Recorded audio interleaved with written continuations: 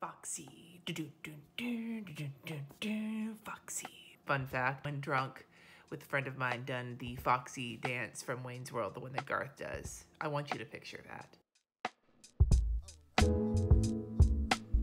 Hi everybody, today I am taking a look at the Clever Fox Planner. I picked this up off of Amazon. I had seen a couple of other YouTubers review it. I think they got sent them. I did not get sent this one, I just got this one myself. It's $24.99 on Amazon. It comes in 6 different colors according to Amazon. I ordered the pink one and it came in the Amazon packaging, but then it was in this box, which I think is kind of cute. I love boxes like this. I always save them thinking I'm gonna use them for something that I never do. I'm like a fucking container hoarder. And it's got this little fox on the cover, which is super cute. Getting into the box, some 10% coupon code cards. Happy, yes. Oh, I guess it's happy with the planner, not just like an existential, generally happy question. It's so that you'll give it a rating, I think, on Amazon. And it even tells you how to leave a rating on Amazon, which I find to be clever. And this is the Clever Fox, so I guess that makes sense, right? What's this? It's a thank you for your purchase card. Some information about their mission. Okay, and now there's some stickers. Let's take a look at these. They give you 3 sheets of very, very, very brightly colored stickers, and I'm not entirely certain what all of these are supposed to mean. Here are some arrows. I mean, you guys can tell me in the comments what you think that these are supposed to mean, but I'm gonna give you my best guess. Not having any idea. This just is arrows going up. Productivity, maybe? I don't know. People, like it's like a little family and they're carrying a suitcase, so maybe that's for traveling. These guys look like the KKK. Now, I don't know what that says about me, that's immediately where my brain went. I don't know. I don't know what those are supposed to be. Presents, I got that. Exercise, I got that. Meals, I got that. Looks like heart healthy meals, no less, because there's a little check mark on the heart. This is like a money going up. Maybe for savings, I don't know. Hearts, reading, and then I think that's supposed to be meditation. So you get 3 sheets of these. Let me know in the comments what you think some of these are, because I'm confused about some of them. Now we have how to use this planner. Step 1, be grateful for what you have. Okay.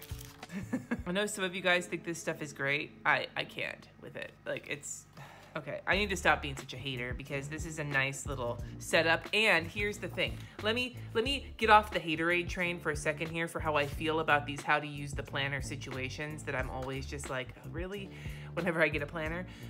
But I will say, one of the things I appreciate about this is that this is on a separate insert in the box, not in the planner. It is not a waste of pages in the planner. So for that, Clever Fox, I salute you. And here's the planner. Here's what I actually came here for. It's A5 sized. It's basically the same size as like a Leuchtturm or a Scribbles That Matter notebook. It feels a little bit more hardy.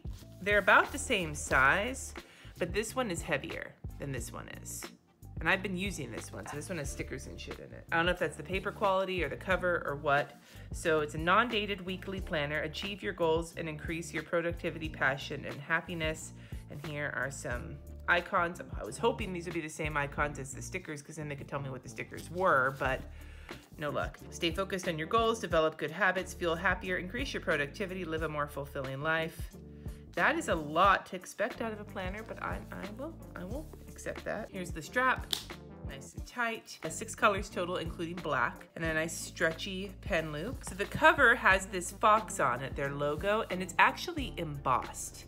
And it's embossed pretty deeply, so it feels very substantial. The cover has like a snakeskin looking vibe to it in terms of like the texture, like the way it looks, but it feels very, very soft and smooth. Like it doesn't have a pebbly texture feel to it. It just looks like it does. Seems to lie flat okay as long as you like, you know, mush it down a little bit, which is fine with me. Opening it up. I would not say this is bright white. This is kind of like it's white, but it's got like a grayish undertone to it, which is different than like the creamy undertone you get in like the Scribbles That Matter, but it's not bright white. It does have like some kind of like a color situation to it. First page here is like a cardstocky type page, designed in Europe, crafted with care in China, 100% recycled paper. Here is the your front page with your information on it. I like how it gives a spot for Facebook and your reward if you find it. Your reward, being a good person. Here's the first few pages. My gratitude and self-awareness. I am grateful for lots of things. What am I passionate about? What brings me joy in life? My daily rituals, skills to learn, and habits to adopt this year, and my affirmations. There's a lot of space here. The lines are very narrow. And then here is a vision board space for you to, you know, put pictures and things like that for the year. There's space here for 8 areas of your life with 3 top goals for each area. So you have health, business, career, family and friends, significant other and romance, finance, personal development, fun and recreation, and spiritual.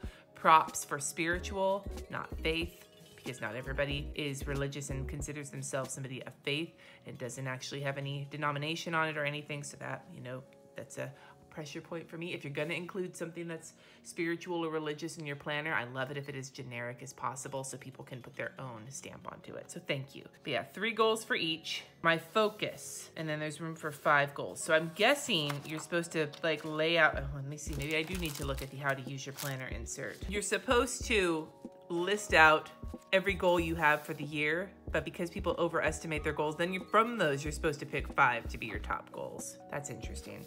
Here is my mind map, and it's got a dot grid. The dots on this grid are really dark. And then up here, and so far, all of like the headers and everything are like they're not black, but they're like dark charcoal gray. And now we're into the month. So month and year at the top, Sunday through Saturday calendar, you get 5 weeks. There's a circle for your date. It's undated. Habits to adopt, skills to learn, things to avoid, places to go, people to see, space for this month's goals, this month's wins, and how I'll improve next month. So basically there's information on the monthly spread to both plan into the month and to reflect back on the month. One of the things I noticed with this and with a different planner I reviewed is that these A5 style pre-printed planners, when they have like a section for you to write with next to the monthly calendar, it's not big enough for me. And maybe that's why I can handle a bullet journal where I draw things myself, but a pre-printed A5 style planner like this, whether it's rings or whether it's bound, for me personally, that's why it's never gonna be for me, because I like having more room, and this is just not enough room for me. That doesn't mean this is a bad planner. That just is a point I'm making for my personal tastes. So it looks like all of the months are together in the front. There are hella dividers. These colors though with the pink, that is I'm not sure, maybe they're the same color in every planner. I don't know, but these 3 colors with the pink feels kind of clashy to me. But because there are 3 bookmarks, I keep calling them dividers, there's 3 bookmarks. You can keep one on your current month, one on your current week, and one somewhere else, which mitigates a little bit, because I like the months and the weeks to be together, not separate from each other, so that could help that. And then you get into your weekly spreads. So I looked at the Happy Planner dashboard layout. It's the Supermom Planner. I'll link that in the cards up above. And I loved it. I thought it was a fantastic layout, and one that I was intrigued by, and one that was making me think I might want to try it. This is actually similar. It's not the same, but it's similar. So you have your week on one side, your whole week. The weekend is divided into 2 as opposed to its own thing, which is a bummer. It's a pet peeve of mine that I don't like, but I do like that each weekend day does have more lines than the regular weekdays.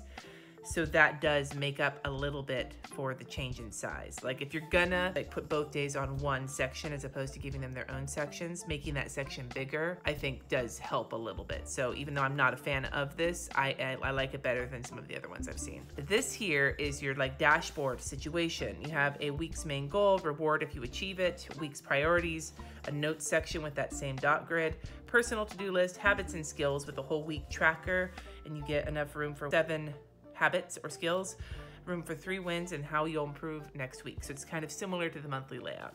I like this. I don't like so far, I don't like how in your face, this is a term I use a lot in planner review videos. I like my layouts to be neutral, which this is, but I also like them to be more subtle, because I like to put stickers and things in my planners, and the more harsh your layout looks in terms of color choices, whether they're colors or just in terms of the darkness of things, it's harder to do that for me. Visually, I'm not a fan of that. So you have a whole bunch of weekly layouts. You have enough for the whole year, and it's just a bunch of weekly layouts. There's nothing else in between them. And then we get to the end, and you have a massive shit ton of note pages.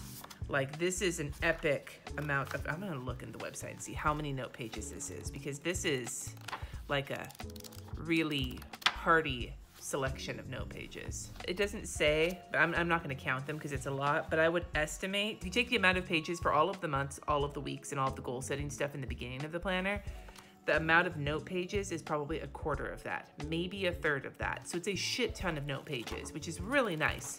But they're all that dot grid that is, it's smaller than like the Leuchtturm or the Scribbles That Matter dot grid.